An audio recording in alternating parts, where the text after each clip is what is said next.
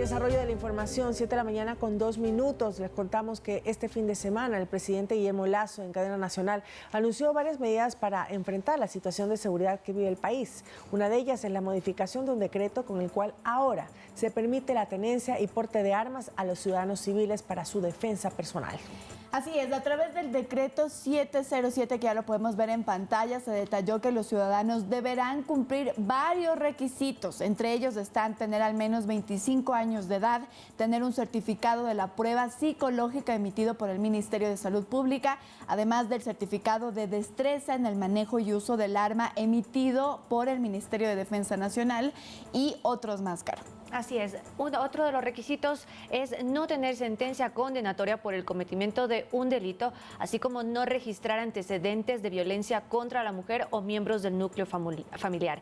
Entre los requisitos también es que se establezca el Ministerio de Defensa o el Comando Conjunto de las Fuerzas Armadas. Esto estará pendiente también en los reglamentos que pues más adelante tengan que complementar a este cambio y esta reforma que ha hecho el presidente Guillermo Lasso. Antes de escuchar al presidente también y poder abordar explicar a la gente sobre todo de qué se trata esto, porque es una regulación. Esto no está diciendo que usted puede ir al supermercado y conseguir una pistola. Incluso tampoco puedes adquirir cualquier tipo de armamento. Solo son 3 tipos: pistola, revólver o escopeta, y demostrando que usted necesita por sus labores o por donde usted vive y necesita esto como defensa personal. Escuchemos al presidente y lo seguimos abordando.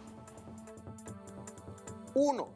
Se autoriza la tenencia y porte de armas de uso civil para defensa personal de acuerdo con los requisitos de ley y el reglamento.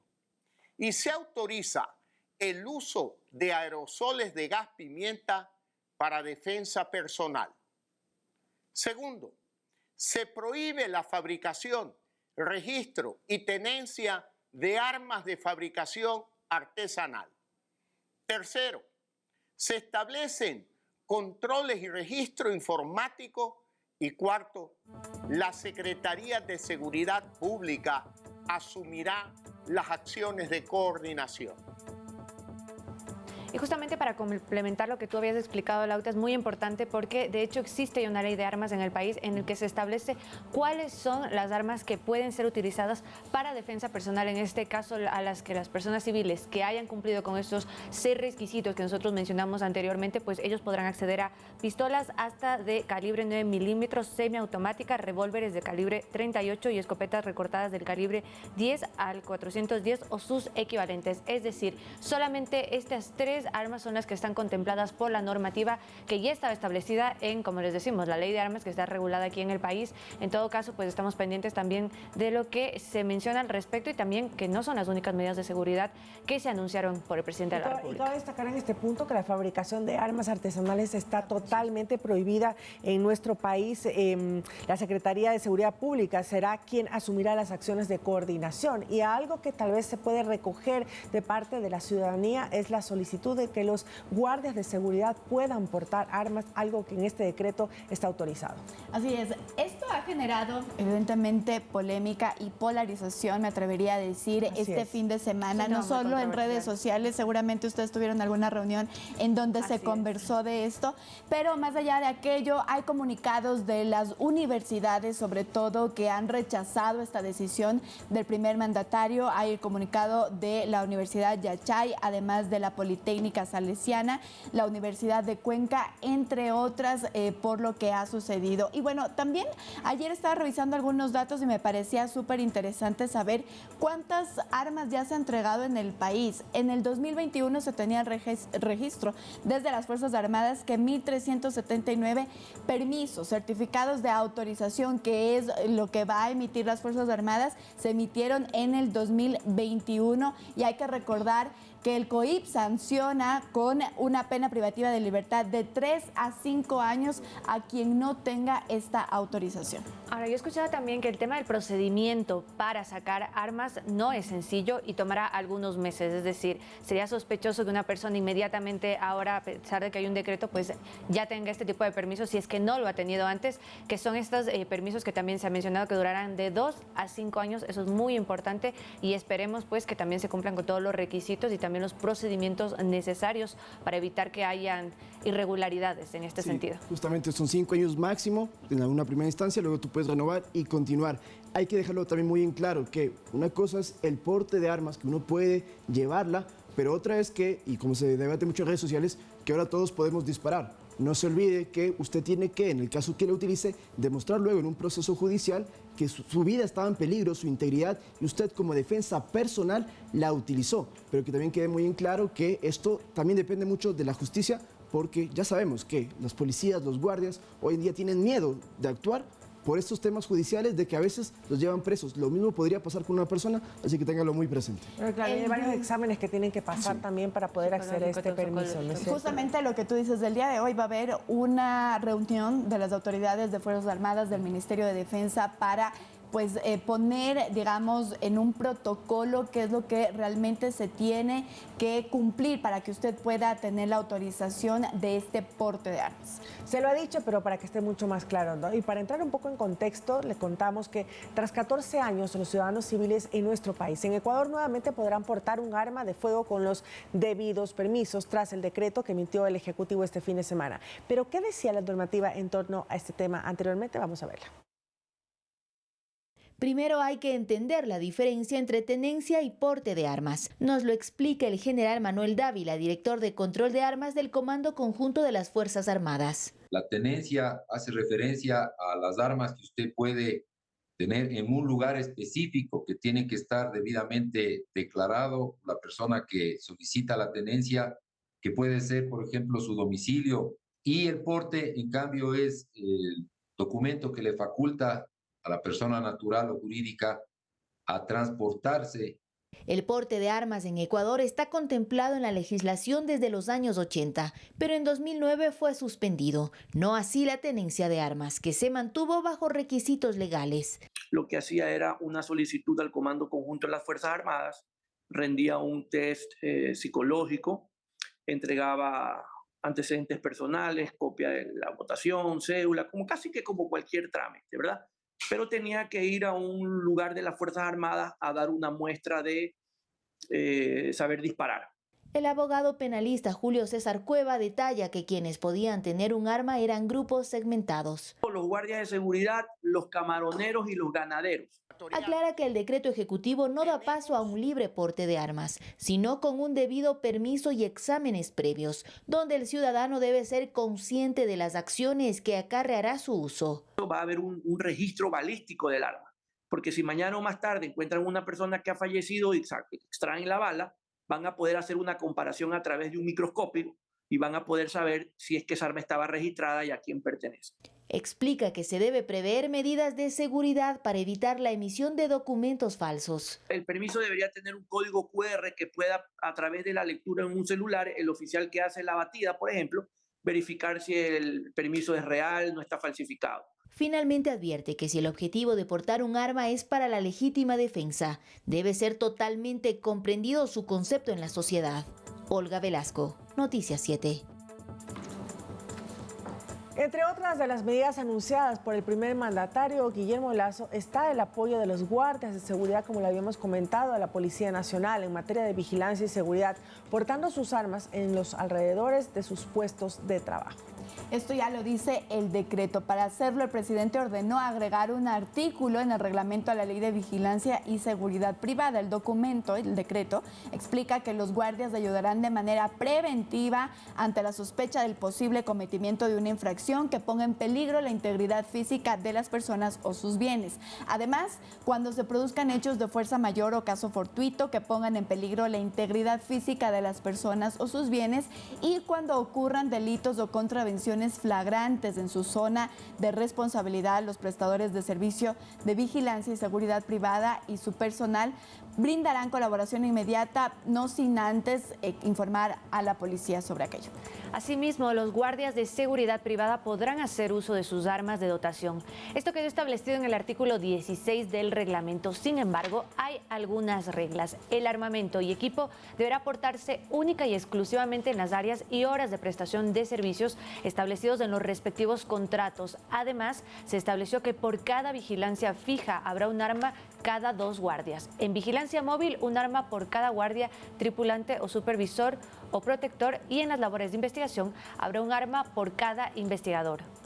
Los guardias podrán hacer uso de su defensa y se podrá usar el arma en legítima defensa de cualquier derecho propio o ajeno por parte de los prestadores y personal de servicios de vigilancia y seguridad privada cuando concurra una agresión actual e ilegítima, necesidad racional de la defensa y falta de provocación suficiente por parte de quien actúa en defensa del derecho de conformidad. Eso es para que lo quede muy claro, ¿no? El día de ayer el primer mandatario se refirió en una entrevista y dio un dato interesante, que es que los guardias de seguridad están más o menos, la cifra de guardias de seguridad que hay actualmente en el Ecuador estaría bordeando los 80.000 guardias, que estos evidentemente se sumarían entonces a las labores de resguardo de la Policía Nacional. Y mira que actualmente hay 50.000 armas autorizadas para guardias de vigilancia. No nos olvidemos que en cuanto a los guardias hay 2 tipos de prestación de servicios. Unos los que están armados, que son estos 50.000, y hay otros que, por ejemplo, están en centros comerciales o en algunos otros lugares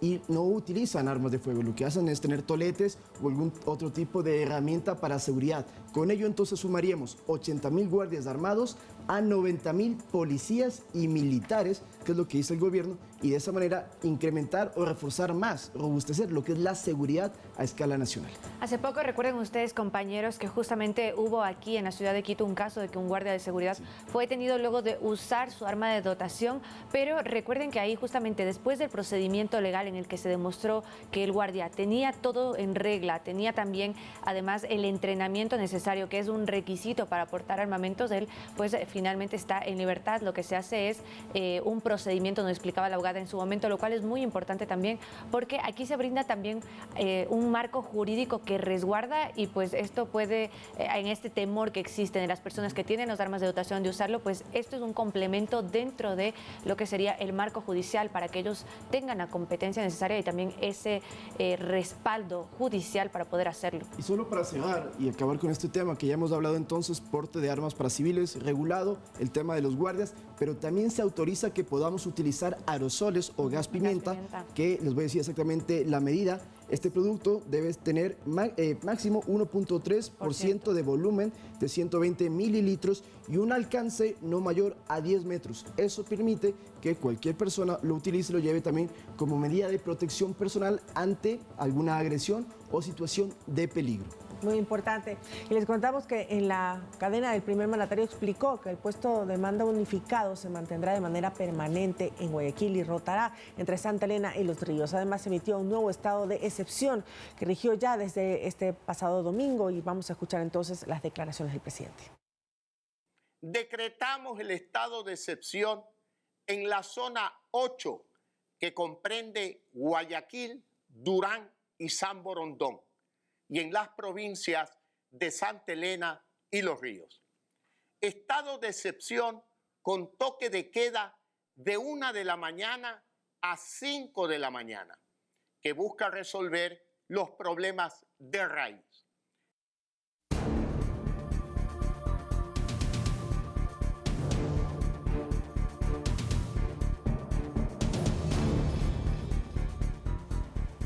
Varias decisiones que se dan 2 días después de que Rubén Cherres, supuesto vinculado a la mafia albanesa y a casos de corrupción, se presentan en las empresas públicas. Él fue encontrado muerto en una vivienda en el sector de Punta Blanca, en la provincia de Santa Elena. La policía ya confirmó su asesinato.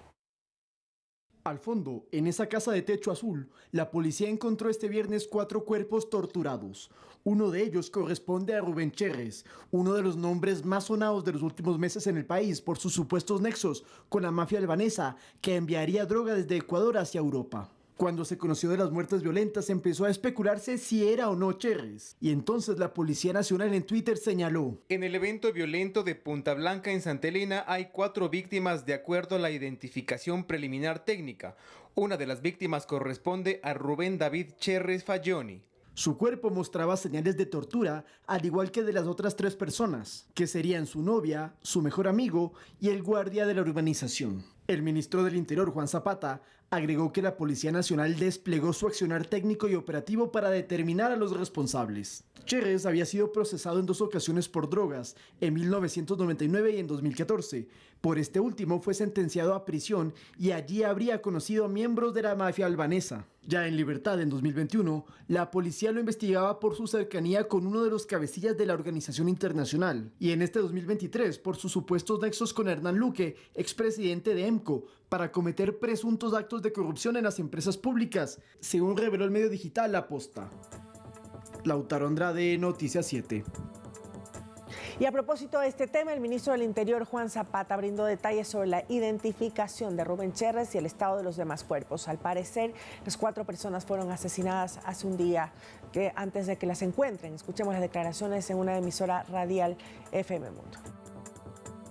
Nosotros hemos dado ya la confirmación a través de pruebas de necrodactilia que da para positiva cotejamiento de huellas, que se trata del señor Cherres. Estamos también levantando las líneas investigativas, están 4 equipos de investigación de DINASER y UNACE ya en el sector, y sobre todo lo que podemos confirmar es efectivamente que él arrendó esta vivienda desde enero, se encontraba ahí, hasta marzo. Y bueno, se presume que la muerte fue hace aproximadamente unas 23 horas por el estado y la condición de los cadáveres. Hubo reportes, por eso que la policía llega a ese lugar y pues al llegar pues efectivamente encontramos esta escena con los 4 fallecidos. En primera instancia se hablaba de un menor de edad, pero no, los 4 son mayores de edad. Vamos ahora con otros temas. El Pleno del Consejo de la Judicatura suspendió a 3 jueces por cometer infracciones graves. Uno de ellos es el magistrado que liberó a alias Gordo Lucho, segundo cabecilla de la banda delictiva Los Lobos. Se trata de Byron Orejuela, juez del cantón Flavio Alfaro en Manabí, quien el pasado 31 de marzo concedió una medida cautelar a favor del líder de la banda criminal.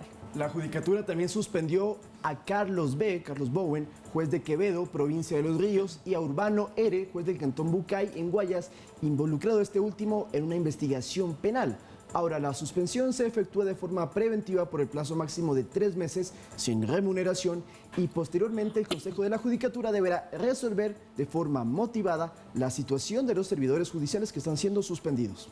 Recordemos que no es la primera vez que hay polémica por las decisiones de los jueces. Recordemos además que el año pasado la liberación, por ejemplo, de Daniel Salcedo, quien tiene 3 sentencias en su contra, dio mucho de qué hablar. Además de líderes de los choneros como alias Junior, recientemente alias Negro Willy, que fue el año pasado de los Tiguerones, o Ben 10 de los Chonekillers, también fueron beneficiados de recursos tanto para reducir sus condenas o también para salir en libertad. Así es, otro de los casos es el del juez Emerson Curipayo de Santo Domingo, quien entre septiembre y noviembre de 2022 emitió 12 boletas de libertad amparadas de medidas cautelares. Entre los beneficiarios de sus decisiones estuvieron al menos 3 personas acusadas de narcotráfico y varios más por asesinato y robo. Fue el mismo juez que el pasado 28 de noviembre también dictó una medida cautelar que permitió la salida en libertad del ex vicepresidente Jorge Glass. Y hablando de Daniel Salcedo, ya que lo mencionas, Andrea, justamente el juez de Quevedo, Carlos Bowen, fue el que este fin de semana ordenó que le devuelvan 4 cuentas bancarias que estaban congeladas y también un vehículo, un Land Cruiser, que era de su propiedad, porque mencionan que Salcedo sigue con problemas de salud y que además no puede recuperarse, entonces necesitaría, para volver a tener una vida más íntegra, según dice el juez, entonces necesitan que otra vez le devuelvan sus cosas para que pueda recuperarse y tener una mejor vida, ahora que ya está fuera de la cárcel, recordemos, desde febrero de este año. Por eso es que ante todo lo que ha sucedido, el SNAI y las demás autoridades le han dicho a la Judicatura, pónganle mucha atención a lo que están resolviendo los jueces. Igual con Gordo Luis, que recordemos está involucrado en el asesinato del director de la cárcel de El Inca y también estuvo preso 2 ocasiones y en 2 ocasiones logró salir por órdenes judiciales. Gordo Luis, el gordo Lucho, sí. ¿No? Tráfico de armas, de drogas, tenencia de armas, delincuencia organizada, asociación ilícita y homicidio, algunos de los casos. Bueno, el Comando de las Fuerzas Armadas dio a conocer que este domingo detuvo en la provincia de Esmeraldas a alias Don G. Él es líder del grupo delincuencial que llevaba su nombre, quien tendría nexos con el Frente Colombiano Oliver Sinesterra, organización a la que se le atribuye el secuestro y posterior asesinato de un equipo periodístico de diario El Comercio ocurrido en el 2018. Para lograr su captura se realizaron varios allanamientos en San Lorenzo. En el lugar de la detención se encontraron un artefacto de alto explosivo, 2 motocicletas reportadas como robadas y 3 terminales móviles que fueron entregadas a la policía para fines investigativos. Ojo que Esmeraldas no estaba dentro del estado de excepción, ¿no? Eso, pero ya digamos, ya tiene estado de excepción. San Lorenzo, específicamente el cantón San Lorenzo, estaba con toque de queda. Exactamente, eso para que quede también bastante claro, porque el presidente ha mencionado solamente a Guayaquil, a zona 8, los ríos que se incluyen exactamente. Porque en Guayaquil, por ejemplo, en estos 3 meses del año, hay 555 actos violentos, homicidios, asesinatos, siendo la zona, porque estoy hablando solamente de 3 cantones, que mayor índice de violencia tiene y que comparado al año pasado tiene un incremento del 69% más o menos en cuanto a estas muertes violentas, lo que ha motivado entonces a que tomen estas medidas que principalmente ayudan a que Fuerzas Armadas vayan a las calles y que además haya una mayor posibilidad de hacer allanamientos sin necesidad de una orden judicial. Eso ha dicho entonces el gobierno, que es una medida urgente, porque en la Asamblea Nacional todavía no se debate este proyecto de reforma parcial para que las Fuerzas Armadas colaboren a las fuerzas del orden. Bueno, eso está pendiente, que se pidieron días de una extensión de 45 días para que se pueda realizar el informe para primer debate, pero además también hay que decir que todos estos decretos también tienen que pasar por una revisión de la Corte Constitucional, que tiene que dar pues también su dictamen de constitucionalidad de si es pertinente o no y en los márgenes que está establecido por la presidencia. Así que bueno, también esto se deberá conocer en los próximos días. 7:24 de la mañana, compañeros, amigos, televidentes y oyentes, momentos de irnos a una pausa y regresamos enseguida con más información.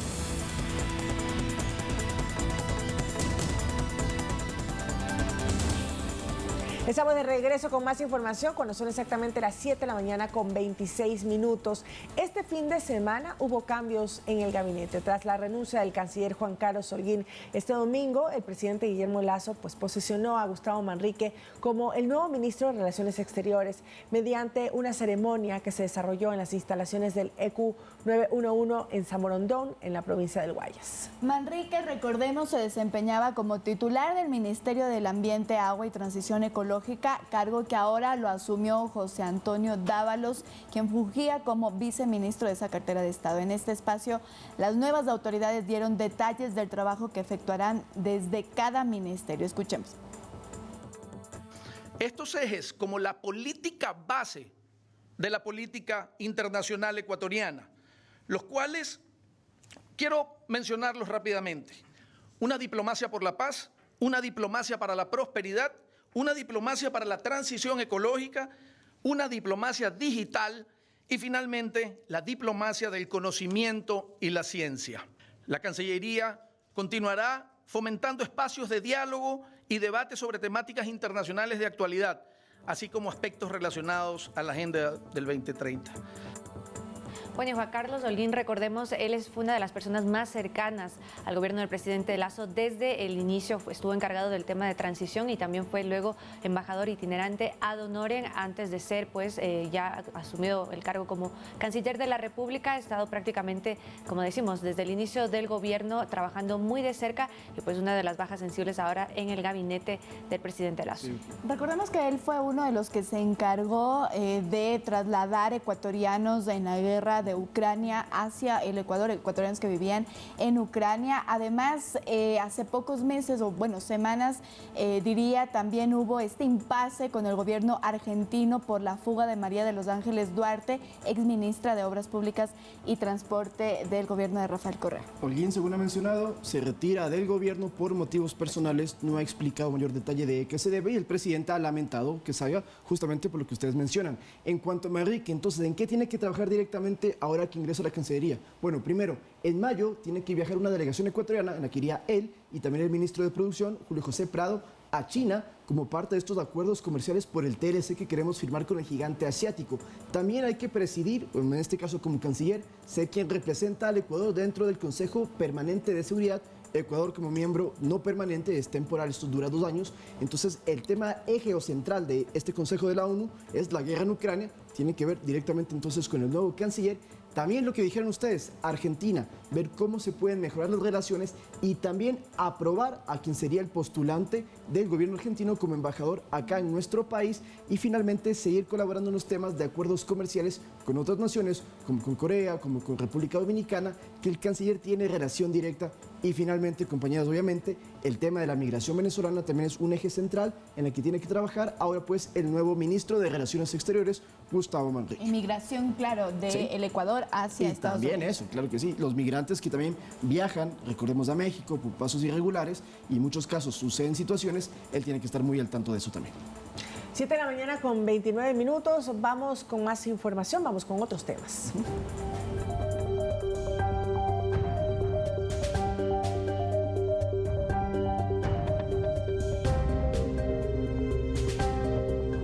Bueno, y lamentablemente el número de fallecidos por el deslizamiento de tierra del pasado 26 de marzo en Alausí ascendió ya a 28 víctimas tras el levantamiento de otro cadáver este día domingo. Así lo informó la Fiscalía General del Estado. Según el más reciente balance publicado por la Secretaría de Gestión de Riesgos, al momento se identificaron a 500 personas afectadas y 850 damnificadas, las mismas que se encuentran en familias de acogida, alojamientos temporales o hay quienes decidieron salir de la ciudad.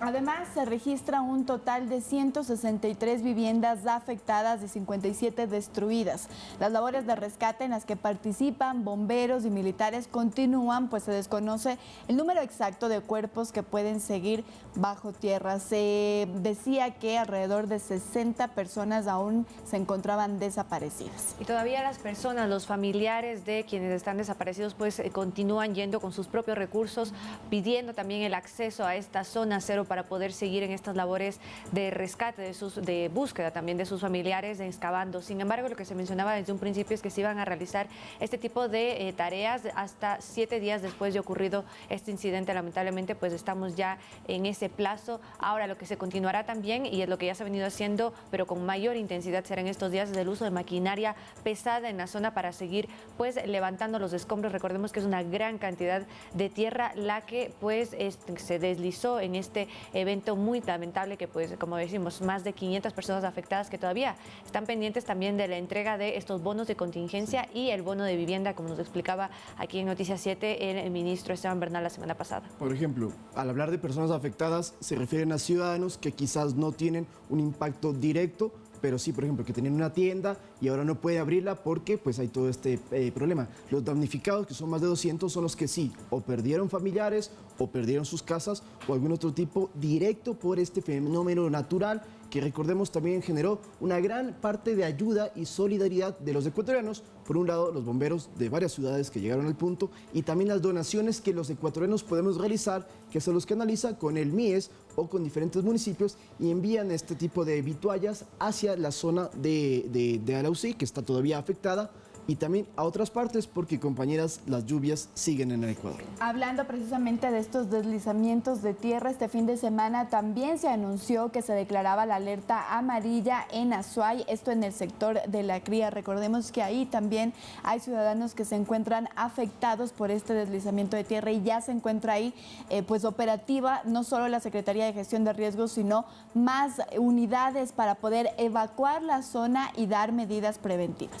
Así es, porque estas lluvias continuarán y se prevé el incremento precisamente en este mes de abril. Es lo que ha dicho el Instituto Nacional de Meteorología e Hidrología, INAMI. En un informe se detalla que es posible que las precipitaciones superen su promedio histórico. Además, se explica que la región litoral se verá principalmente afectada. Según este comunicado del INAMI, el escenario previsto de lluvias responde al persistente y anómalo crecimiento de la superficie del mar frente a nuestras costas y a las condiciones atmosféricas inestables que favorecen la presencia de lluvias. Por ello se recomienda tomar medidas preventivas en las zonas más vulnerables ante la posible crecida de los ríos, las inundaciones o los deslizamientos de tierra. Como dato, los ríos Santo Domingo y Guayas van a registrar hoy, según el pronóstico del INAMI, fuerte intensidad en cuanto a lluvias, así que no se descartan nuevas inundaciones. Lo que parece es que hoy justamente en la ciudad de Quito el clima ha cambiado, ha mejorado un poco durante el fin de semana, pero también hay que mencionar que en la provincia del Cañar es otra de las provincias en las que están pues centrada la atención, porque ahí también se ha registrado lo que se veía en Alausí en el mes de diciembre, grietas en pues ciertas montañas, en ciertas partes de la tierra también, y eso es lo que ha preocupado a las personas y han pedido también a la autoridad tomar cartas en el asunto. Muchas personas en esta zona, en la provincia del Cañar, pues ya se han estado desplazando. Bueno, hay que destacar también que las imágenes de inundación que se presentaron la semana pasada en Manta, en Manabí, fueron realmente impresionantes, ¿no? Sí. Justo lo veíamos hasta un momentito ahí en pantalla. Sí. Esas son las imágenes de Manta también, por las imágenes ya parecería que iba a mejorar el temporal y ahora lo que nos dicen es que nuevamente abril, aguas se mantiene muy alto exactamente el nivel de amenaza de lluvias en nuestro país. Esto es Manta, ¿cierto? Sí. Eso es Manta, exactamente. Miren así ustedes. se vivió la última inundación. Increíble. Y el estadio Jocay también ha negado totalmente, ¿no? Ahora sin el problema poder utilizarlo. es que en Guayaquil, por ejemplo, se está jugando el Sudamericano Sub-17 y hemos visto cómo las canchas están de muy mal estado y también ya se prevé cambios porque la situación no va a terminar. O sea, esta lluvia va a seguir así. Se había dicho que era hasta el 15 de marzo, ya estamos en abril, continúa y no se olviden que estamos a la víspera de un posible fenómeno del Niño que cada vez parece más seguro que va a llegar. Creía que iba a llegar a finales del año, pero parece que se va a adelantar. Tú mencionabas a Guayaquil y aunque no en todas las zonas, digamos, vemos inundaciones. Claro, en la capital pensamos que llegamos a Guayaquil y todo está inundado. No es así, pero hay muchísimas zonas en las que, por ejemplo, el sistema de alcantarillado no está sirviendo. Justamente la semana pasada tuve la oportunidad de estar en la ciudad y realmente fue impresionante mirar cómo las alcantarillas colapsaron en un sector de la ciudad. Y claro, no podíamos ni salir caminando de un restaurante en donde estábamos porque era imposible. Pero el nivel sobrepasa el metro, además, generalmente, ¿no? Les quiero decir, un olor realmente fortísimo por, evidentemente, el desbordamiento de alcantarillas. Cuando llegaste en el viaje en avión, ¿se pudo aterrizar tranquilamente o sentiste que había demora? Tuvimos una demora de alrededor de 1 hora y media para salir de la ciudad de Quito precisamente por las lluvias. Entonces, claro, esto parece ser que continuará no solo en el litoral, sino también en la sierra. Claro, y se va a presentar incremento en la frecuencia y sobre todo en la intensidad de las lluvias, así que debemos prepararnos. Llevar un paraguas. 7 de la mañana con 36 minutos.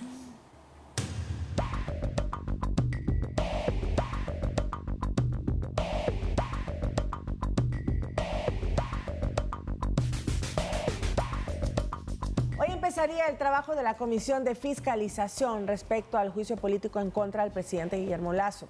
La mesa legislativa tiene 30 días para realizar un informe que recomiende o no el proceso de censura.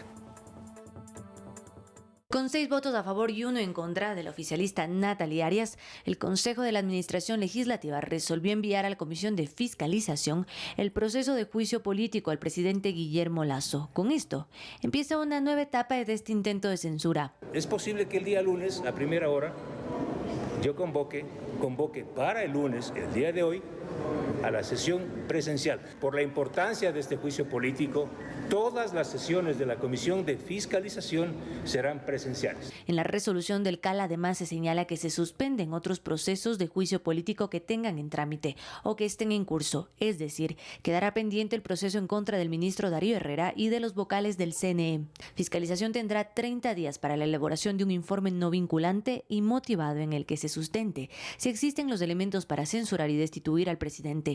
Esta etapa empezará con la recepción de pruebas de cargo y descargo durante los primeros 10 días. ¿Qué significa un informe motivado? Un informe que incorpore todo. Sí, las pruebas de cargo, las pruebas de descargo, los testimonios, las ausencias, la calidad, la validez de las pruebas o no.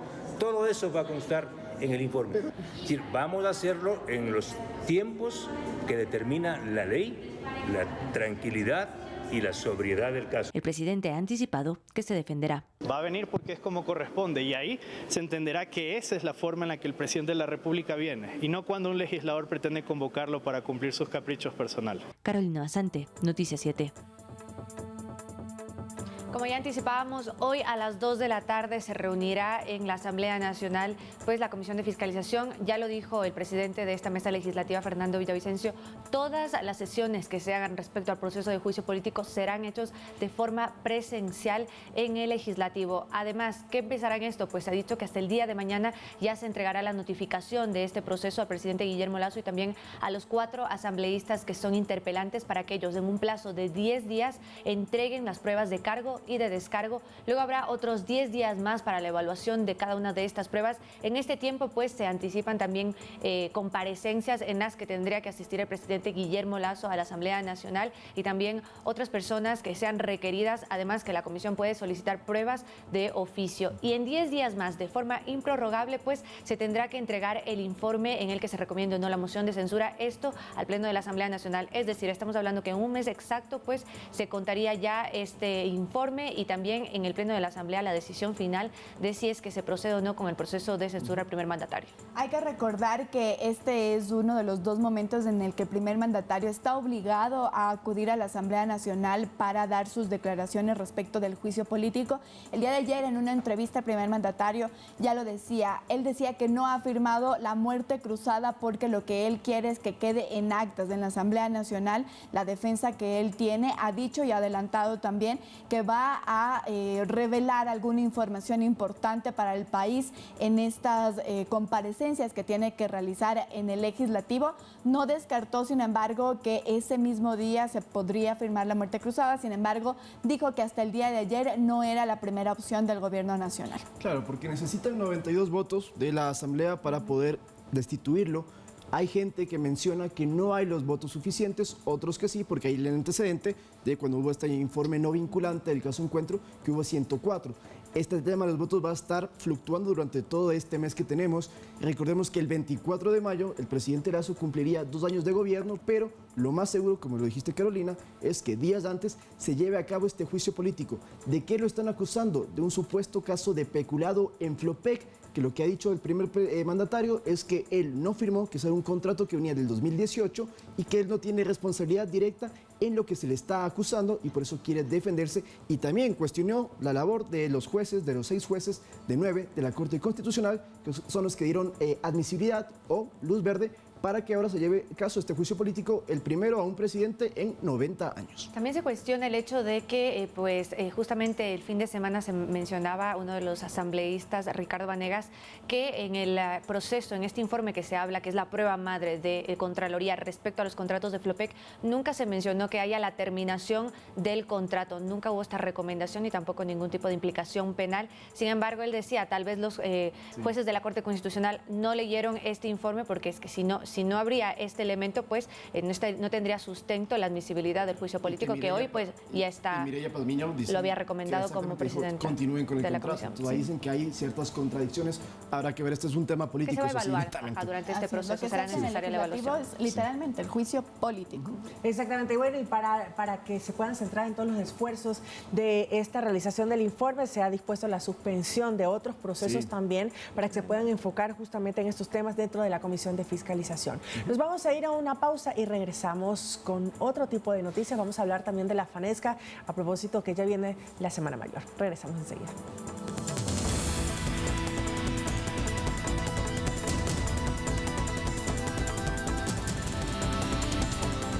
Continuamos con más de Noticias 7. En este inicio de semana vamos a revisar un poco lo que ocurre con el volcán Cotopaxi. La alcaldía de Rumiñahui ya realizó el último simulacro en instituciones educativas para verificar los tiempos de respuesta ante una evacuación. Casi 2.000 estudiantes participaron y no se presentaron inconvenientes.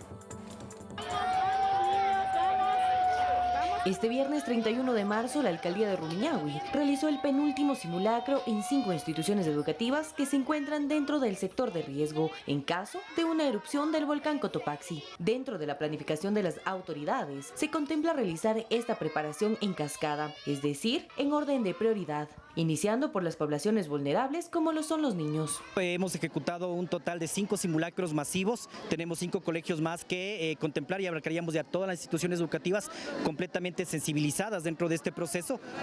Alrededor Alrededor de 1.832 estudiantes de 5 unidades educativas esta mañana realizaron un simulacro dirigiéndose desde sus instituciones hasta los puntos seguros. En promedio les tomó alrededor de 13 a 15 minutos llegar hasta los puntos designados en caso de una erupción. Entonces el proceso es de que cuando sigamos con este tipo de ejercicios bajemos a 4, bajemos a 6 minutos, que sería ya un tiempo eficaz.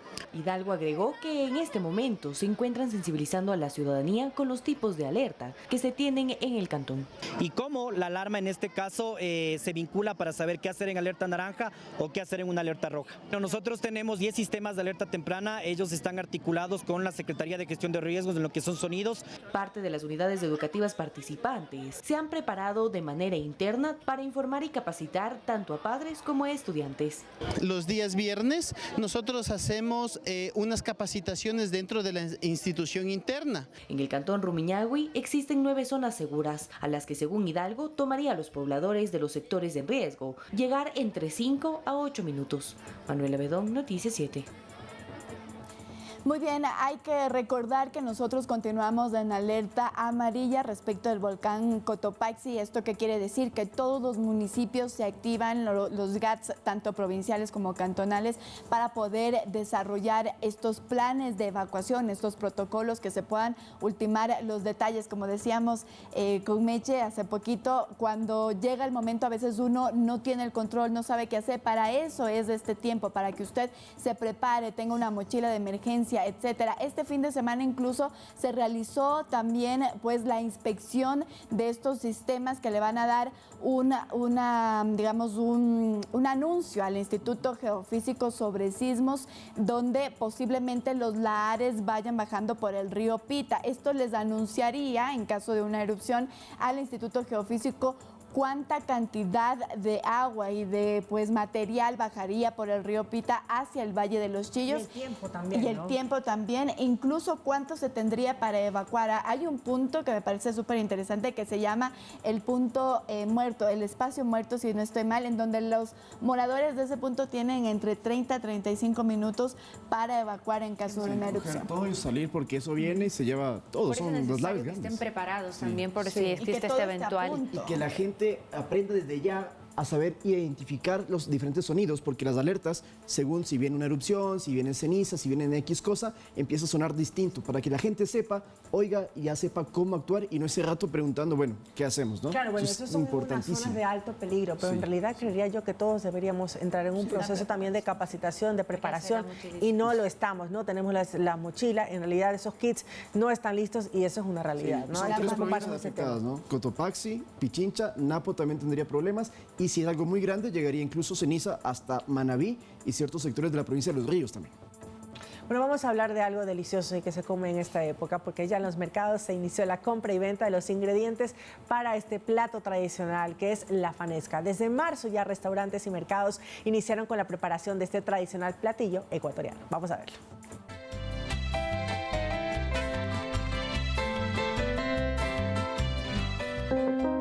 La fanesca se disfruta durante los días de celebración de Semana Santa. Tradicionalmente se elaboraba un día antes del Domingo de Ramos. Sin embargo, en la actualidad este platillo es degustado desde casi un mes de anterioridad. Esta sopa lleva 12 granos como ingredientes principales y también utiliza bacalao, leche y se acompaña con diferentes condumios. En los mercados de la capital su venta ha iniciado lentamente. Poquito, señorita, se han venido poquito a poquito, ya no es como era antes, ya no, señorita, se acabó ese tiempo bueno.